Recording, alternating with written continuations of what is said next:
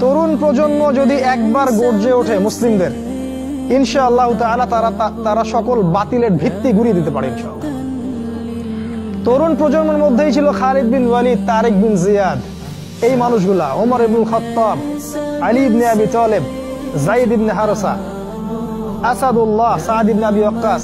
এই যে সাহাবায়ে কেরামদের নাম আপনারা জানেন, তরুণ সাহাবী ছিলেন যখন তার ইসলামের পক্ষে দাঁড়িয়েছিলেন।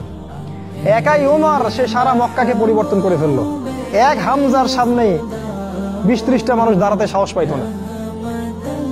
একজন তারেক বিন জিয়াদ, তিনি স্পেন জয় করে ফেললেন মাত্র অল্প কিছু সৈন্য নিয়ে। মোহাম্মদ বিন কাসিম আমাদের এই ভারতীয় উপমহাদেশ জয় করলেন, এখন আপনি মুসলিম হয়ে এখানে বসে আছেন।